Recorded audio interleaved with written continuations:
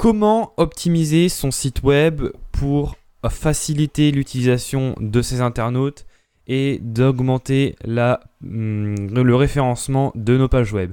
Donc dans cette vidéo, on va voir ensemble toutes les notions qui sont importantes pour optimiser votre site web et le rendre beaucoup plus attrayant pour les internautes et à la fois aussi beaucoup plus facile à référencer par les moteurs de recherche. Donc pour commencer, on va voir ensemble toutes les optimisations qu'il y a à faire au niveau de notre contenu. Donc pour commencer, il faut savoir que dans tes pages web, tu dois toujours avoir la balise title. Alors la balise title, c'est comme on a vu dans la précédente vidéo sur les balises, c'est une balise qui va te permettre de titrer tes pages. Alors elle sert à deux éléments. Elle sert à la fois à ton navigateur pour pouvoir nommer tes onglets, donc c'est à la fois beaucoup plus propre et pro de titrer tes pages puisque ça va mieux s'afficher sur le navigateur de tes internautes, mais ça va permettre aussi au moteur de recherche de référencer tes pages et notamment d'afficher les titres de tes pages sur Google par exemple. Donc ça va permettre aux internautes de savoir sur quelle page ils vont atterrir. Donc je te conseille dans tes balises title de mettre maximum 70 caractères, c'est pas la peine de faire plus, même tu peux faire beaucoup moins. Moi ce que je te conseille, c'est dans un premier temps de mettre un mot-clé qui parle du contenu de ta page web et ensuite de mettre le nom de ton site web. Donc pour bien faire la différence entre le contenu que l'internaute souhaite visiter et le site web sur lequel il se trouve. Ça va lui permettre de vraiment comprendre sur quelle page il va atterrir. Ensuite, structurer ses pages web selon la règle des balises de structure. Alors on a vu dans la précédente vidéo sur les balises qu'il y avait besoin d'utiliser certaines balises pour segmenter son site web et lui permettre notamment de mieux comprendre comment est structuré ton site, mais aussi permettre à l'internaute d'avoir une certaine continuité entre les différentes pages de ton site. Donc ça, bien utilisé dans la balise body, les balises header, nav, main, footer, c'est hyper important puisque ça va permettre d'avoir un site vraiment bien construit et bien lisible. Ensuite, toujours utiliser l'attribut alt dans les images. L'attribut alt, ça va permettre notamment au lecteur d'écran et au navigateur braille de pouvoir visualiser au niveau textuel le contenu de tes images.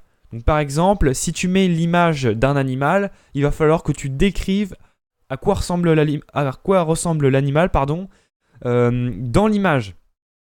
C'est un peu comme une retranscription, un sous-titre à ton image pour permettre aux gens qui ne sont pas capables, ou même aux ordinateurs, bon maintenant on a du matériel qui permet de voir les images correctement, mais il fut une époque où les images mettaient tellement de temps à charger que on pouvait quand même visualiser le site sans les images, et donc on avait ce petit texte qui se trouve dans le alt pour comprendre de quoi il s'agit sur les images. Donc j'ai oublié de le dire tout à l'heure, mais c'est 80 caractères maximum environ pour décrire une image. Parce que après, si on en fait trop, ça sert plus à rien de mettre à côté du texte pour expliquer et même illustrer l'image. Ensuite, chaque page doit contenir un titre H1. Alors un titre H1, c'est pas la balise title comme on a dit tout à l'heure, c'est un titre qui va être présent sur l'interface de ton site. Donc par exemple, je vais prendre un exemple.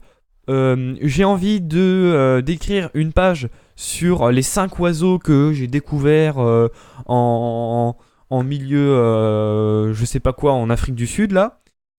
Eh bien, je vais titrer ma page avec un titre H1, donc que je vais appeler oiseau, et ensuite je vais sous-catégoriser chacune de mes sections par un H2.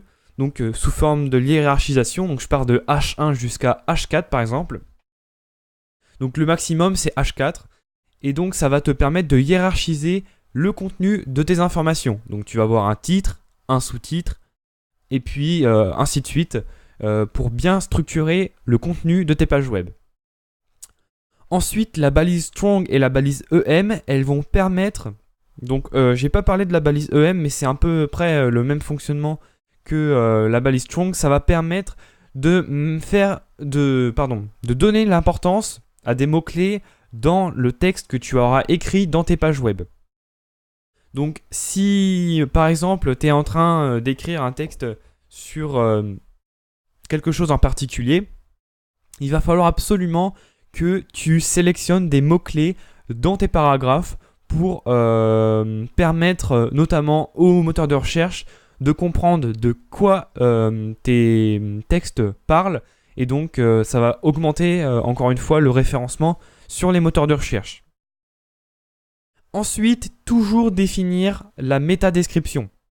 Donc la métadescription, c'est un court paragraphe de 150 caractères environ qui va permettre aux internautes qui ne sont pas encore sur ta page de comprendre de quoi tu vas parler dans cette page. Donc par exemple, quand tu tapes un site sur internet, donc sur un moteur de recherche, donc par exemple sur Google, quand tu tapes ce site, tu as donc le nom du site, en dessous l'URL du site, et après tu as un tout petit texte donc, qui explique de quoi parle cette page web ou ce site web.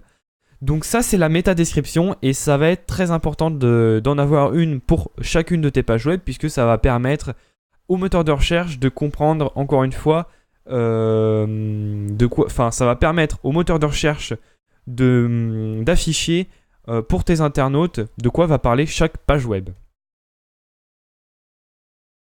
Ensuite, il faut aborder la partie accessibilité. Donc ça va être tous les éléments qui vont permettre d'optimiser tes pages web pour notamment les lecteurs braille, les navigateurs braille et les lecteurs d'écran, pour permettre à tous de naviguer sur ton site web.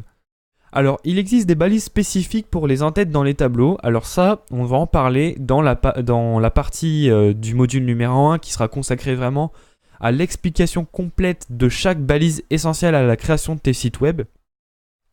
Donc on verra ensemble qu'il y a certaines balises qui sont propres à la compréhension des différents autres agents utilisateurs, qui vont permettre aux personnes malvoyantes notamment de visualiser un tableau sans avoir à le voir à l'écran. Mais l'ordinateur, lui, va le retranscrire sous forme de son, par exemple, pour sous forme de son pour permettre à la personne de comprendre ce que tu as intégré dans ton tableau. Ensuite, ajouter des étiquettes à chaque champ de saisie dans un formulaire. Une étiquette, en fait, ça va pas être uniquement utile pour les personnes malvoyantes, mais ça va aussi permettre de faire quelque chose de beaucoup plus propre au niveau de tes formulaires.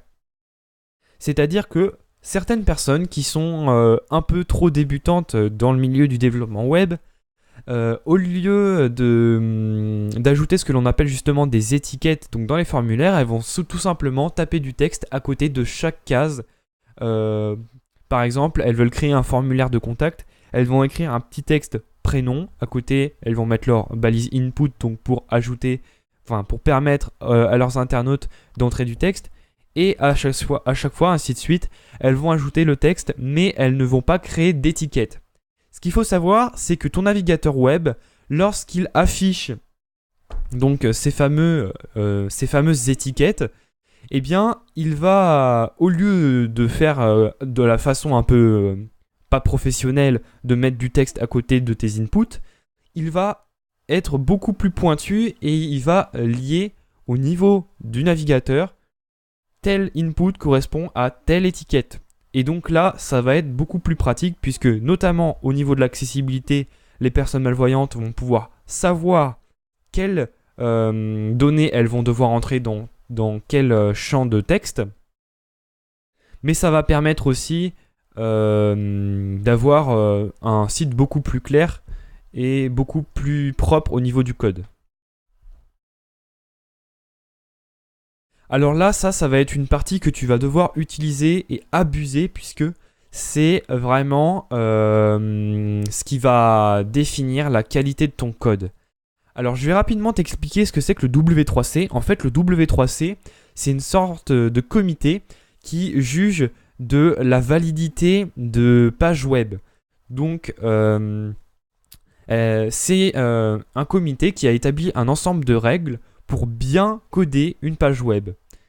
Et donc le site que je te présente, donc validateur.w3.org, eh bien c'est une sorte de robot qui va analyser le code que tu auras produit et sera capable de te dire et de te conseiller sur les différentes modifications que tu as à faire pour optimiser tes pages web. Si par exemple tu as mal codé des éléments dans ton code, ou alors tu n'as pas placé des balises au bon endroit, eh bien le W3C, le validateur W3C va pouvoir t'expliquer qu'est-ce qui ne va pas dans tes pages web, et donc tes pages web seront beaucoup mieux codées, et ça t'apportera un conseil supplémentaire pour bien coder tes pages web. Donc par exemple, si tu hésites et que tu te dis mince, je sais pas si j'ai bien codé ça fait peut-être un peu développeur débutant, eh bien rien ne t'empêche d'aller sur le validateur W3C, d'entrer le code que tu auras marqué dans ta page web, et le W3C sera en mesure au moins de te dire si ça se fait de coder ce genre de contenu, ou alors si tu devras apporter des modifications pour rendre ton code beaucoup plus de meilleure qualité, on va dire. Donc ça, à utiliser à chaque fin de développement de chaque page.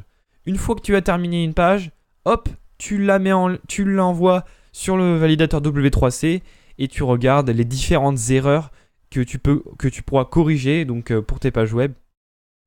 Et c'est ce qui permettra d'avoir vraiment des pages de qualité.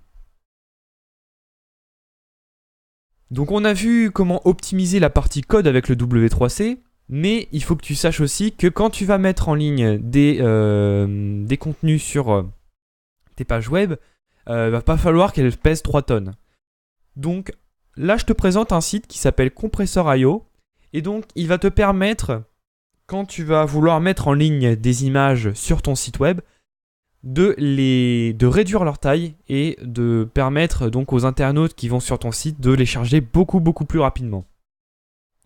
Alors c'est un outil qui est hyper pratique puisqu'il supporte 3 formats de fichiers différents, donc le JPEG pour les photos, les PNG pour les éléments transparents, les GIFs par exemple pour pouvoir ajouter des images animées, et aussi les formats SVG donc pour tout ce qui est icône vectorielle qui peut se redimensionner à l'infini. Donc il y a 2 types de compression donc, dans ce site. Donc je ne fais pas une pub entière sur le site, mais je trouve vraiment bien fait puisque ça te permet vraiment de rendre beaucoup plus efficace l'affichage de tes images. Donc tu as 2 types de compression, la compression sans perte et la compression avec perte. Donc forcément la compression avec perte rendra ton image beaucoup plus légère puisque forcément il y aura une perte d'information au niveau de tes images, mais en général ces genres de sites internet ont une compression qui est vraiment très bien faite et donc qui te permettent d'avoir une image quand même de bonne qualité mais avec un poids vraiment minime.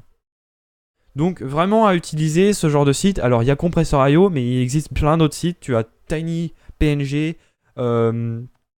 plein d'autres sites internet que tu peux utiliser. Il y a même des logiciels que tu peux installer sur ton ordinateur. Alors moi par exemple sur Mac j'utilise ImageOptimize et il y a un autre logiciel aussi que je compte bientôt utiliser qui a l'air vraiment pratique. Donc j'en reparlerai peut-être ou alors je mettrai un lien en bas de la vidéo pour que tu puisses voir les différents sites qui peuvent être utiles pour compresser le contenu de tes pages web.